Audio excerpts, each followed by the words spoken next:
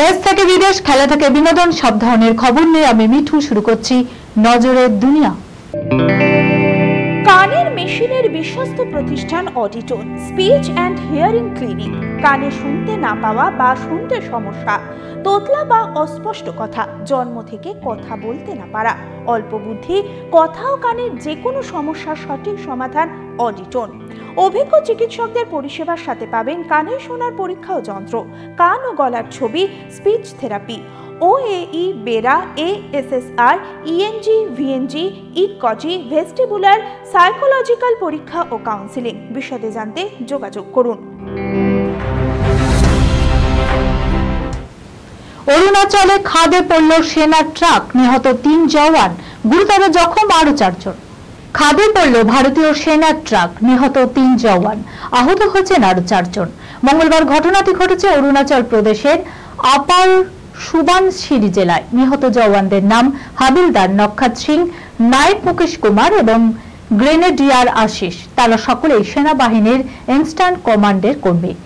ইটানগরের এক পুলিশ আধিকারিক জানিয়েছেন এই ঘটনার কথা। গুরুতর আহত 4 জনকে স্থানীয় হাসপাতালে নিয়ে যাওয়া হয়েছে চিকিৎসার জন্য। এই ঘটনায় শোক প্রকাশ করেছেন সেনাবাহিনীর ইনস্ট্যান্ট কমান্ডো।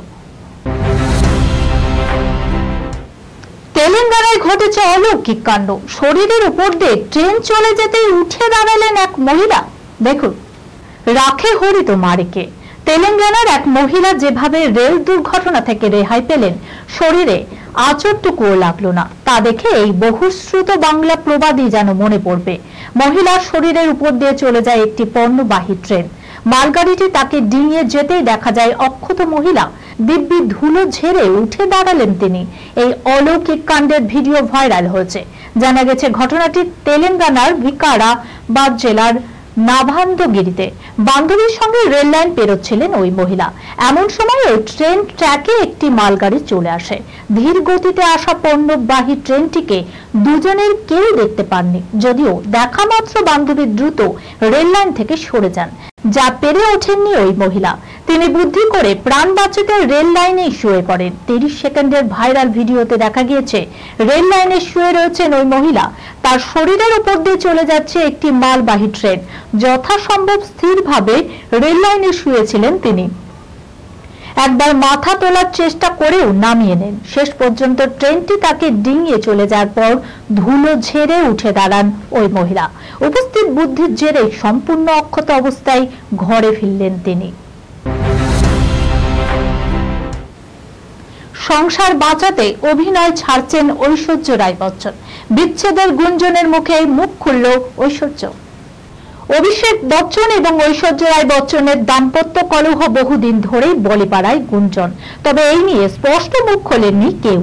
গুঞ্জন শুধুই গুঞ্জনে রয়েছে ঐশ্বর্যকে নিয়ে নাকি বচ্চন পরিবারের তুমুল অশান্তি, এমনকি রটেও গিয়েছে তা। অভিষেক ও ঐশ্বর্য নাকি আলাদা রয়েছেন। খুব শীঘ্রই নাকি বিবাহ বিচ্ছেদ ঘোষণা করবেন তারা। ঠিক এই গুঞ্জনের মাঝেই সংসার কেরিয়ার নিয়ে মুখ খুললেন ঐশ্বর্য রায় বচ্চন। স্পষ্টই তিনি জানালেন এই মুহূর্তে তার জীবনের সবচেয়ে গুরুত্বপূর্ণ কি ব্যাপারটা, তাহলে একটু বিশদেই বলা যাক। সম্প্রতি নেটপাড়ায় ভাইরাল হয়েছে ঐশ্বর্যের একটি সাক্ষাৎকার। সেখানে স্পষ্ট তিনি জানিয়েছেন, কোনো মতেই অভিনয় ছাড়ছি না, এমনকি সংসারও ছাড়বো না। কেননা দুটোই আমার জন্য সমান গুরুত্বপূর্ণ, দুটোই আমার কাছে মূল্যবান। আগের মতো এই তারকা ঘন ঘন সিনেমাও করেন না, বরং খুব বেছেই অভিনয় করার সিদ্ধান্ত নিয়েছেন ঐশ্বর্য রায় বচ্চন। এই খবরের সঙ্গে শেষ করলাম আজকের নজরে দুনিয়া। আপনারা দেখছেন TV24 বাংলা, সংবাদ বিনোদন সারাদিন সারাক্ষণ।